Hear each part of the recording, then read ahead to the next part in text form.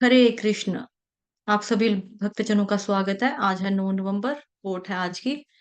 जगत गुरु श्रील प्रभुपाद की जय। प्रत्येक व्यक्ति कुछ ऐसा प्राप्त करने के लिए संघर्षरत है जो उसके पास नहीं है, और वह उसके लिए शोक ग्रस्त है जो उसने खो दी है। किंतु जब वह समझ जाता है, ना तो मेरे पास कुछ प्राप्त करने के लिए है और ना ही कुछ होने के लिए, मुझे इस भौतिक संसार से कुछ लेना देना नहीं है, तो वह ब्रह्मभूत कहलाता है, वह ब्रह्म साक्षात्कार है। वृंदावन 9 नवंबर 1972। जगत गुरु श्री प्रभुपाद की जय। अभी श्रीमद् भगवद गीता यथारूप करेंगे। अध्याय 5 श्लोक संख्या 22। ये ही संस्पर्श बोघा दुःख योन्य एव ते आद्यन्तवन्तः कौन्तेय नातेषु रमते बुधः। अनुवाद। बुद्धिमान मनुष्य दुखों के कारणों में भाग नहीं लेता जो कि भौतिक इंद्रियों के संसर्ग से उत्पन्न होते हैं। हे कुंती पुत्र, ऐसे भोगों का आदि तथा अंत होता है, अतः चतुर व्यक्ति उनमें आनंद नहीं लेता। तात्पर्य। जगत गुरु श्रील प्रभुपाद द्वारा श्रील प्रभुपाद की जय। भौतिक इंद्रिय सुख उन इंद्रियों के स्पर्श से उद्भूत है जो नाशवान है, क्योंकि शरीर स्वयं नाशवान है। मुक्त आत्मा किसी नाशवान वस्तु में रुचि नहीं रखता। दिव्य आनंद के सुखों से भली भांति अवगत वह भला मिथ्या सुख के लिए क्यों सहमत होगा। पद्म पुराण में कहा गया है, योगी जन परम सत्य में रमण करते हुए अंततः अनंत दिव्य सुख प्राप्त करते हैं, इसीलिए परम सत्य को भी राम कहा जाता है। श्रीमद् भागवतम महापुराण 5वें स्कंद के 5वें अध्याय के पहले श्लोक में भी कहा गया है, हे पुत्रो, इस मनुष्य योनि में इंद्रिय सुख के लिए अधिक श्रम करना व्यर्थ है। ऐसा सुख तो सूकरों को भी प्राप्य है। इसकी अपेक्षा तुम्हें इस जीवन में तप करना चाहिए, जिससे तुम्हारा जीवन पवित्र हो जाए और तुम असीम दिव्य सुख प्राप्त कर सको। अतः जो यथार्थ योगी या दिव्य ज्ञानी है, वे इंद्रिय सुखों की ओर आकृष्ट नहीं होते, क्योंकि ये निरंतर भवरोग के कारण है। जो भौतिक सुख के प्रति जितना अधिक आसक्त होता है, उतने ही अधिक भौतिक दुख मिलते हैं। तो ये तो कल के श्लोक में भी हमने सीखा था।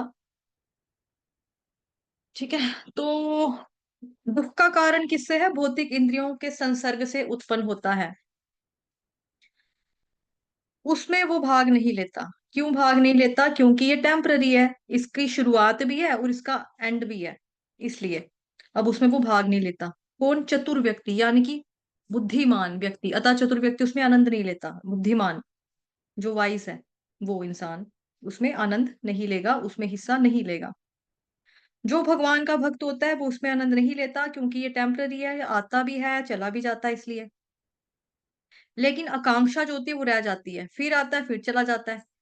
तो इसलिए इस प्रकार के आनंद में वो भाग नहीं लेता। ऐसे बहुत सारे एग्जाम्पल्स हैं इस जगत के अंदर, जहां पर भगवान के भक्तों के आगे बड़े बड़े संसारिक सुख आए, उसकी फैसिलिटीज आई उनके आगे। ठीक है। और क्या बोलते हैं उसको, कंफर्ट जोन जो होता है वो भी उनको मिला, संसारिक सुख की सुविधाएं उपलब्ध थी, लेकिन उन्होंने त्याग दिया। भगवान के भक्तों के आगे आया, ऐसा देवी देवताओं के आगे भी आता है। जैसे शिव जी की पत्नी पार्वती माता ने बोला कि हमारे पास तो पर्वत है ठीक है, लेकिन जैसे आपके जो भक्त हैं, जो भक्त आपके पास आते हैं, वो आपसे घर की डिमांड करते हैं। कोई कहता है मेरे को 4 BHK दो, 5 BHK दो, 5 मंजिल का ये ऑफिस चाहिए, मेरे को बिल्डिंग चाहिए पूरी, 10 स्टोरी का मकान, बिल्डिंग। लेकिन हमारे पास नहीं है, कुछ तो करो। तो शिव जी ने बोला ठीक है भाई, ये मेरी जिम्मेदारी है कि मैं आपको बढ़िया से बढ़िया सुविधा दूं, क्योंकि आप मेरी धर्म पत्नी हो। उन्होंने बहुत बढ़िया मकान की व्यवस्था की और गृह प्रवेश के लिए साधु संतों को बुलाया।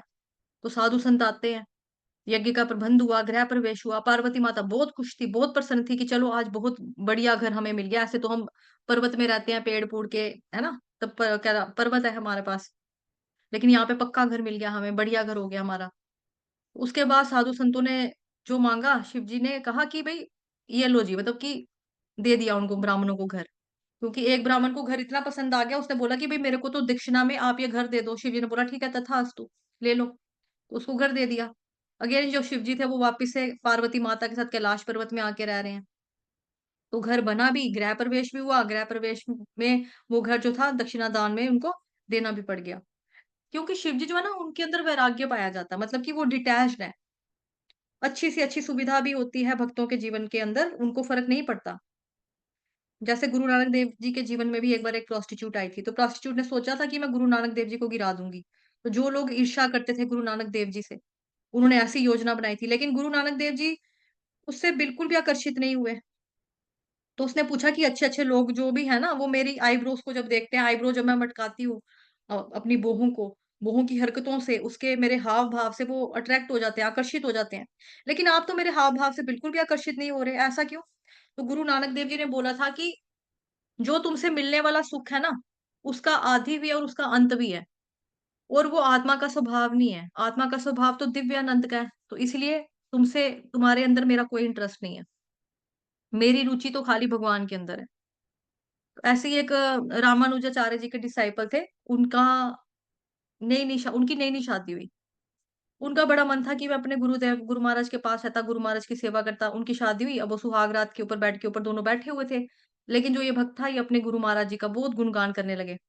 आपको पता है मेरे गुरु महाराज जी कितने महान हैं, मेरे गुरु महाराज जी कितने अच्छे हैं, वो कितने ज्ञानी हैं, कितने अच्छे भक्त हैं भगवान के। इस तरह से वो गुरु महाराज का अपना गुणगान करते पूरी रात जो थी उनकी स्पेंड हो गई, मतलब गुज़र गई पूरी रात। और उनकी जो वाइफ थी वो भी रामानुजाचार्य जी का गुणगान सुनते वो भी भक्त बन गई।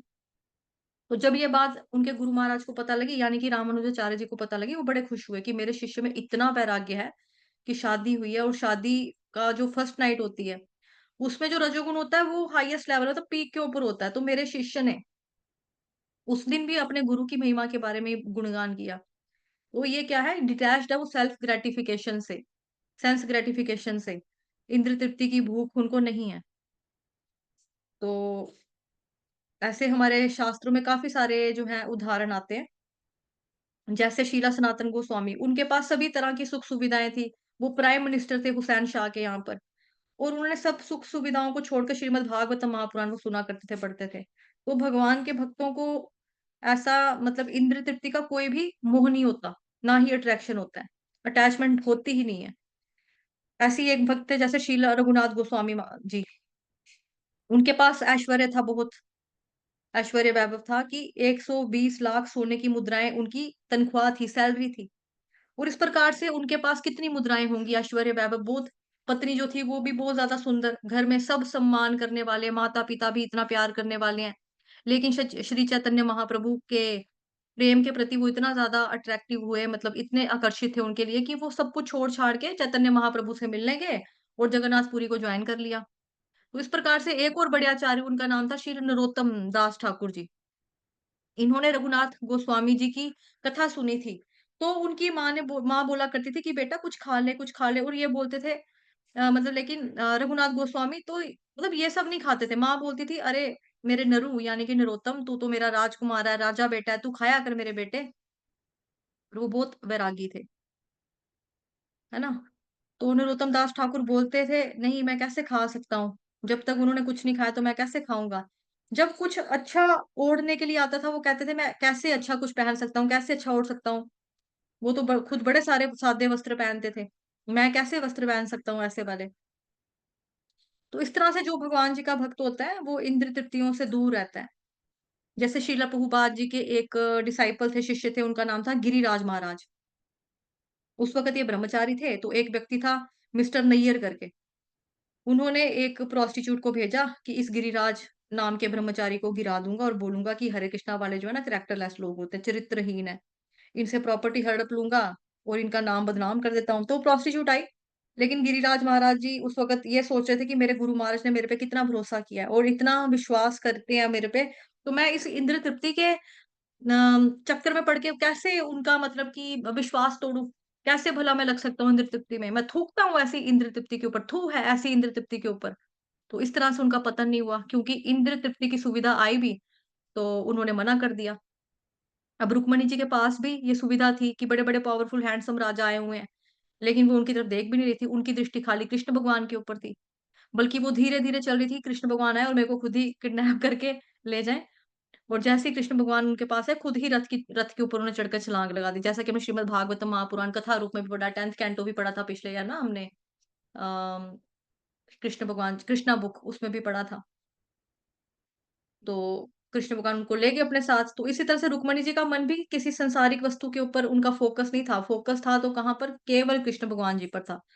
तो ऐसे बड़े सारे एग्ज़ाम्पल्स हैं जहाँ पर मौका मिला लेकिन भक्तों ने त्याग कर दिया तुच्छ बोल के। श्री नामादास हरिदास ठाकुर जी महाराज उनके लिए भी है, कि कैसे वो उनके पास एक प्रोस्टिट्यूट आई थी।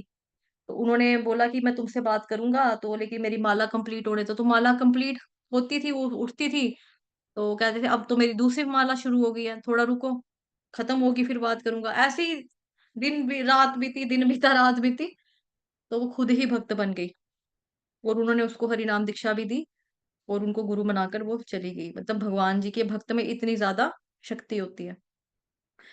वाञ्छाकल्पतरुभ्यश्च कृपा सिन्धुभयेव च पतितानां पावनेभ्यो वैष्णवेभ्यो नमो नमः। अनंत कोटि वैष्णववृंद की जय। जगत गुरु श्रील प्रभुपाद की जय। श्री कृष्ण चंद्र भगवान की जय। हरे कृष्ण। धन्यवाद।